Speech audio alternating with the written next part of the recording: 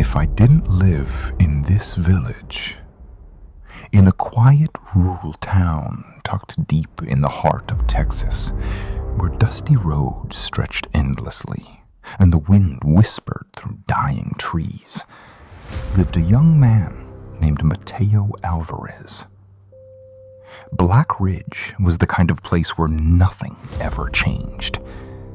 The same faces, the same routines, the same silence. Mateo lived there with his parents and younger sister in a modest wooden house at the edge of town. To everyone else, Black Ridge was home. To Mateo, it was a cage. From a young age, he was obsessed with stories of lost treasures, forgotten gold buried beneath cursed lands, ancient secrets hidden by time, maps that led to unimaginable wealth. While others worked the fields or fixed broken fences, Mateo spent his nights reading old journals, studying faded maps, and dreaming of something more. One evening, while rummaging through his late grandfather's belongings, Mateo found something unusual. A small, worn leather journal wrapped in cloth. Inside were strange symbols, fragmented notes, and a crude hand-drawn map. At the center of the map was a place marked only as the Hollow. Below it, a single sentence was written: "Not all treasure is meant to be found." Mateo felt a chill, but excitement quickly drowned it. For the first time in his life, Black Ridge felt alive. The next morning, Mateo began asking questions around town. Most people avoided answering. Some pretended not to hear him. But one old man at the gas station whispered something before turning away. Some places are buried for a reason. Mateo ignored the warning. Days later, armed with the journal and a growing obsession, he followed the map deep into the woods beyond Black Ridge, an area no one visited anymore. The trees there grew unnaturally tall, their branches twisting like skeletal hands. The deeper he went, the quieter it became. No birds, no wind, just silence. And then he found it. A massive hollow in the ground, hidden beneath layers of roots and stone. The hollow, at its center, stood an ancient, half-buried structure. Something like a door, carved from black stone and covered in symbols identical to those in the journal. Mateo's heart pounded. This was it. The treasure. He returned home that night, unable to sleep. The symbols, they weren't random. They meant something. Over the next For days, Mateo worked tirelessly to decipher them.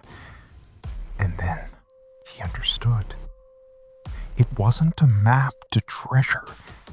It was a warning, a seal. But by then, it was too late. Driven by obsession, Mateo returned to the hollow with tools. Ignoring every instinct, every warning, he broke through the stone seal.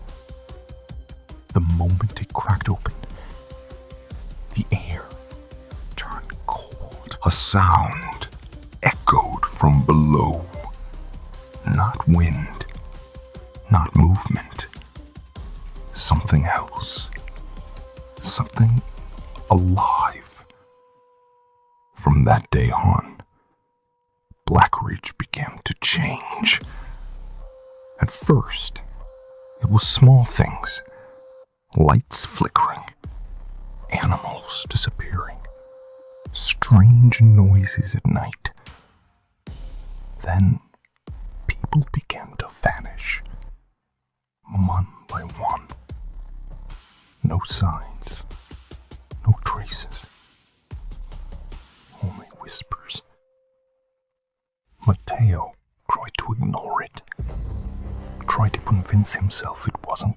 If I didn't live in this village, in a quiet rural town tucked deep in the heart of Texas, where dusty roads stretched endlessly and the wind whispered through dying trees, lived a young man named Mateo Alvarez.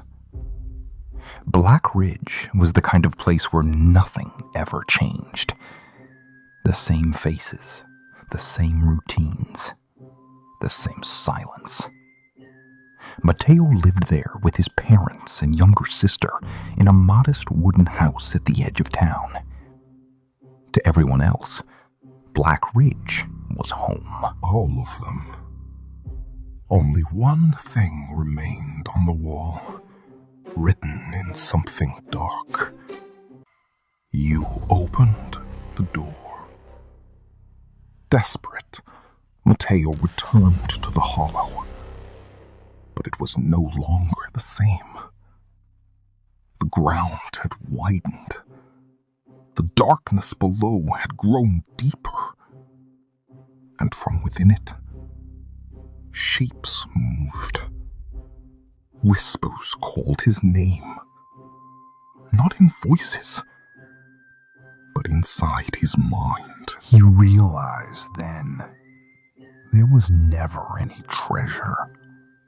Only something ancient. Something waiting. Something that needed to be found so it could be freed.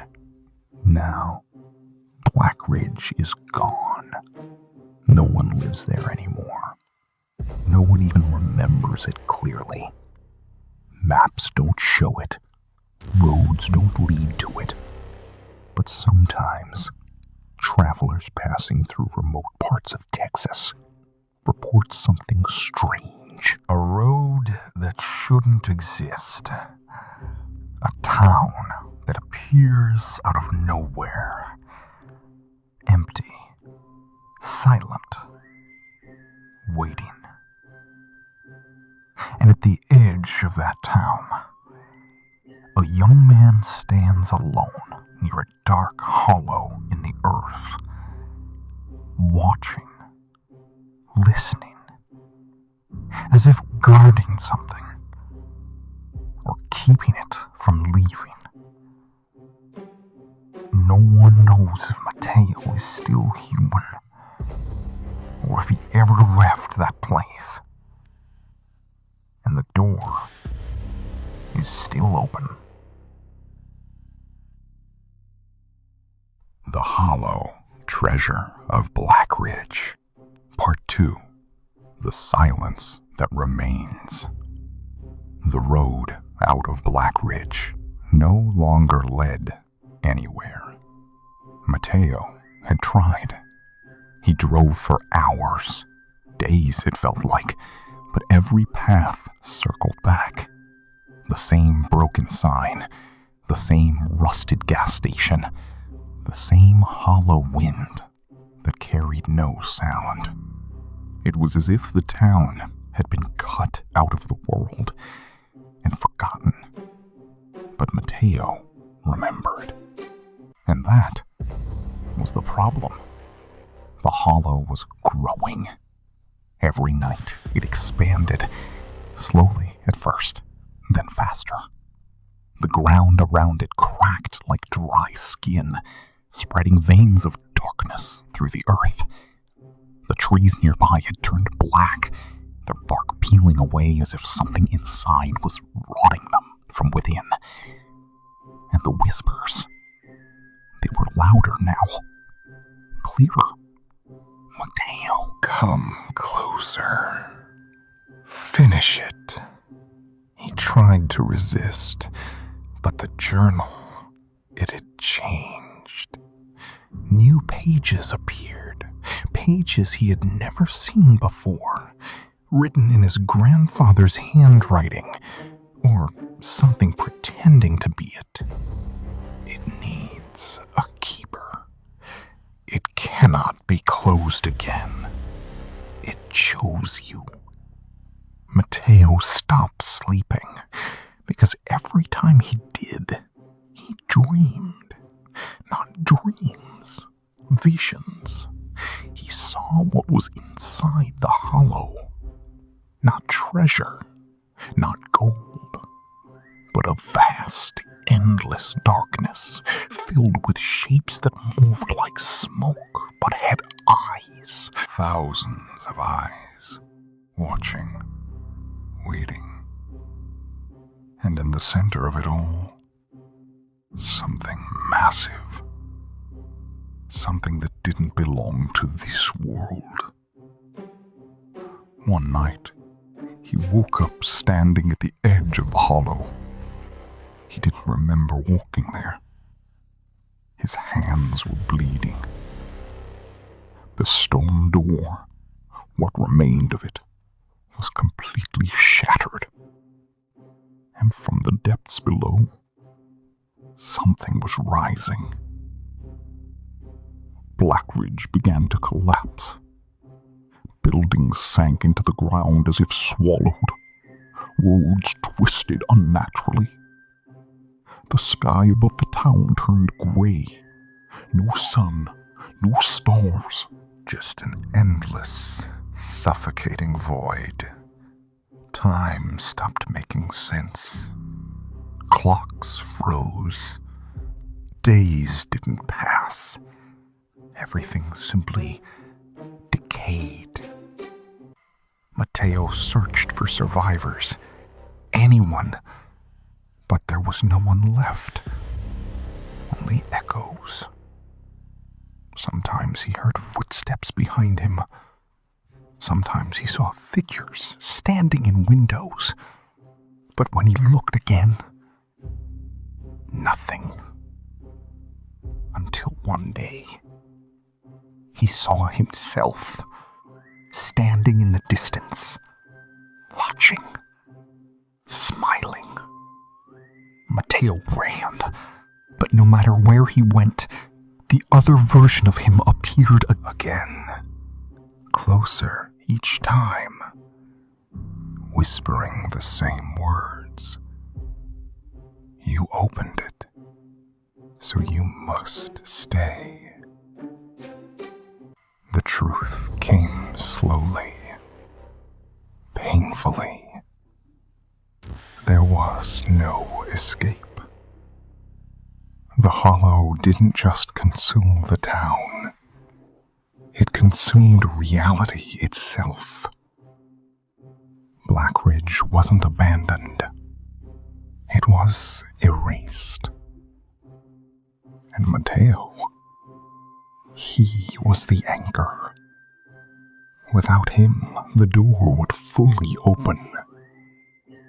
Without him, whatever lived below would spread beyond the town, beyond Texas, beyond everything. So the hollow kept him alive, alone, aware. Years passed, or maybe moments. Time no longer existed. The town disappeared piece by piece, until nothing remained. Not the houses, not the roads, not even the land. Only darkness. Endless, silent darkness. And at the center of it all, Mateo stood. No hunger, no sleep, no aging, just existence. The whispers had stopped. because they didn't need to call him anymore. He understood now. He wasn't searching for treasure. He was the final piece. One last thought crossed his mind as the void swallowed the last trace of reality. What if I was never meant to find the treasure, but to become it? Then everything vanished. No town, no hollow, no world. Just Mateo, standing in infinite darkness, alone, forever. And somewhere, far beyond existence, something finally opened its eyes. The end, or the beginning.